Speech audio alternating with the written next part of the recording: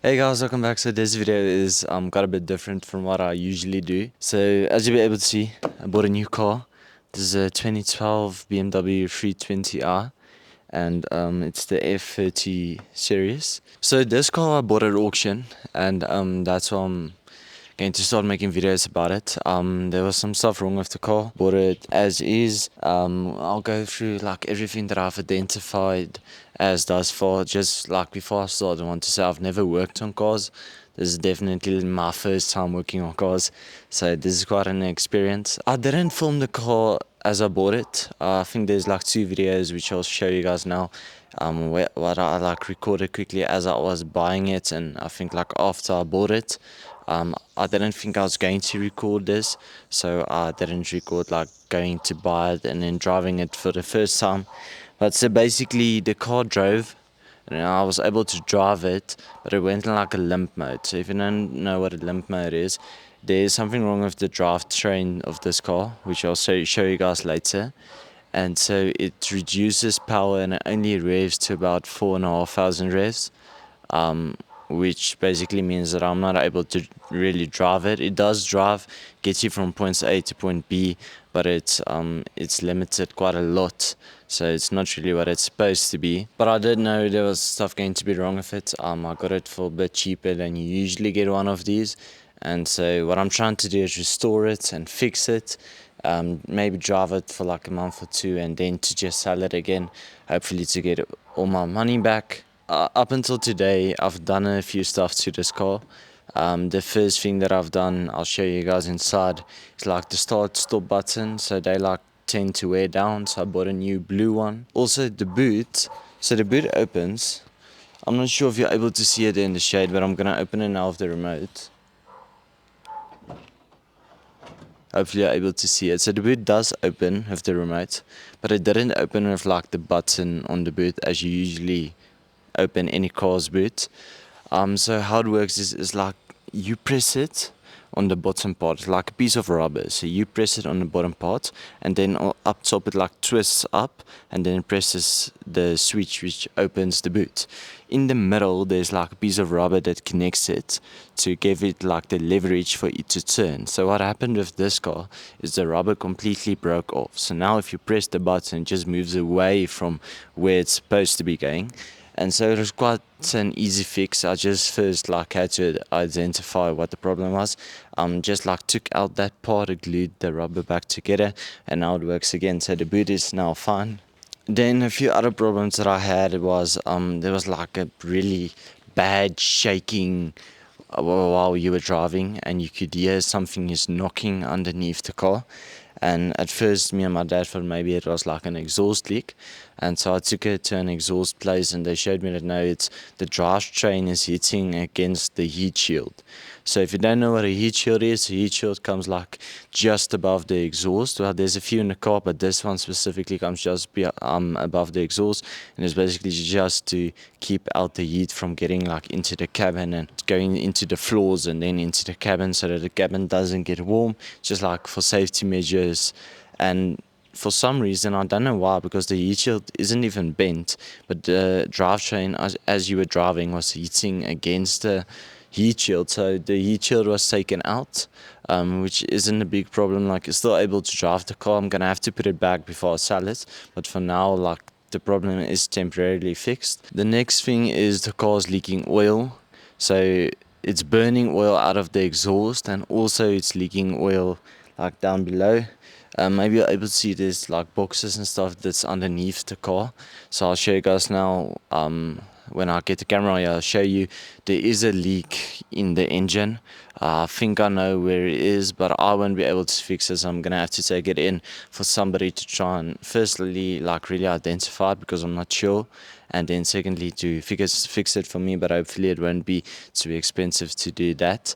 Then the car's had an oil change, a new oil filter, a new air filter, and a new cabin air filter, or a pollen filter if you know what it is.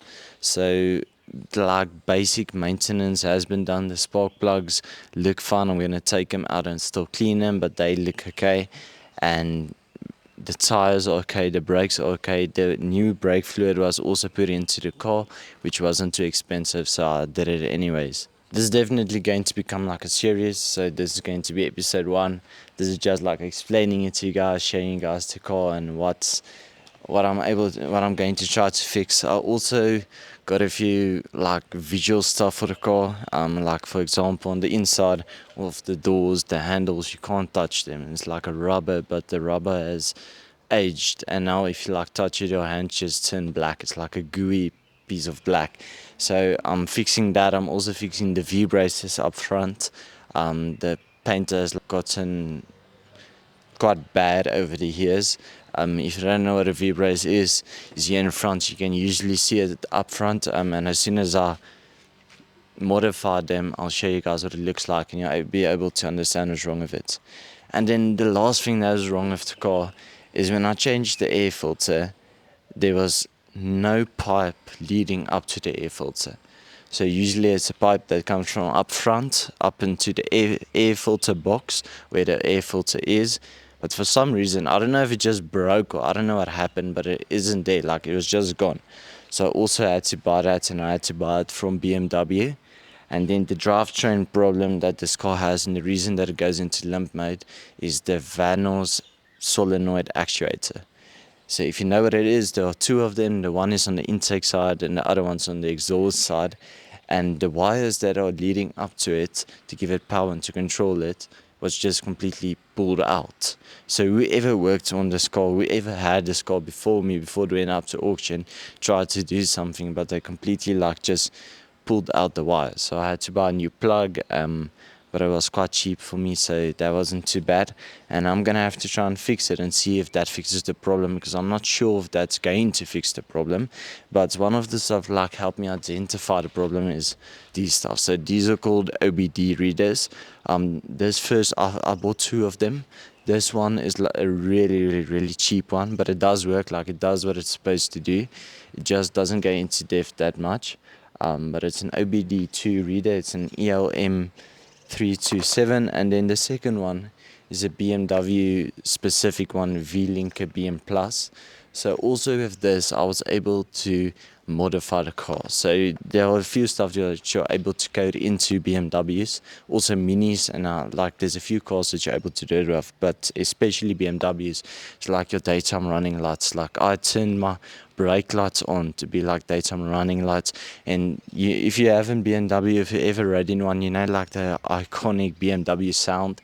You're able to turn that off if you'd like to, and the seatbelt warning. Sometimes you'll put a heavy box on your passenger seat, and then like it thinks someone is sitting there, and it'll warn you about it.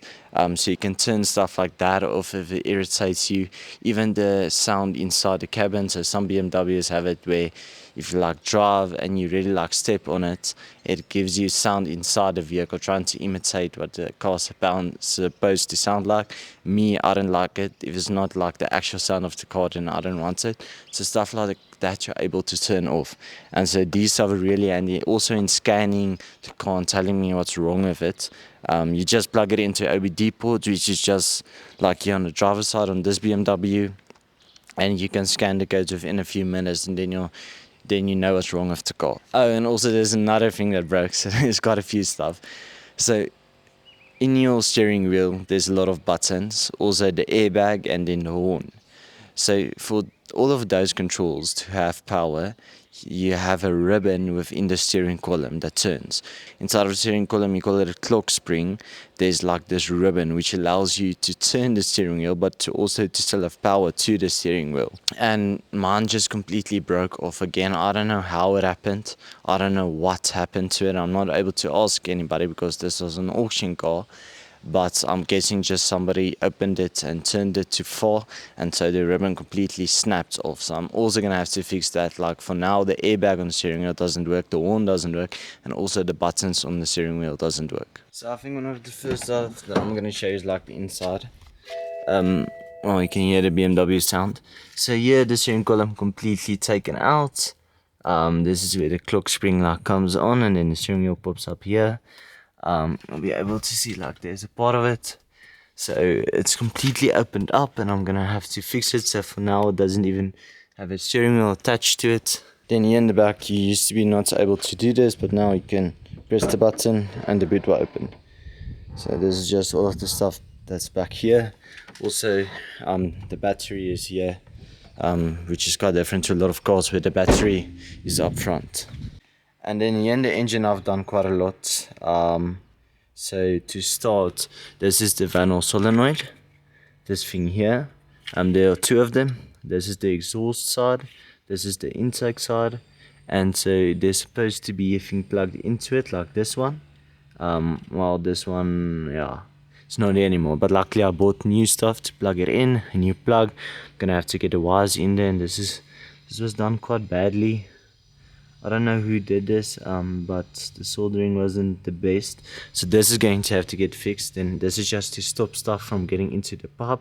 But the air take, like there was a thing in here from the air take that's not there anymore, so I also had to buy that. And then back here, I don't think you'll be able to see, but like in there's some wires that are not tied up correctly, which I'm gonna try and fix. And then the last problem is the oil. So down there, you'll be able to see the oil. So there's oil down there, a lot of oil, and it's coming from somewhere like here. Somewhere here the oil's leaking from. But for that I'm gonna have to take it in, because I'm not able to put a car on a lift, and to be able to fix that you're gonna have to put a car on a lift. So for now I'm not able to do anything about that, but I'm gonna fix the Van solenoid, I'm gonna fix the cables back there, I'm gonna have to put everything back together, and I'm gonna try and fix the car so it's drivable, and then when it is drivable I'll go and get the oil leak checked out.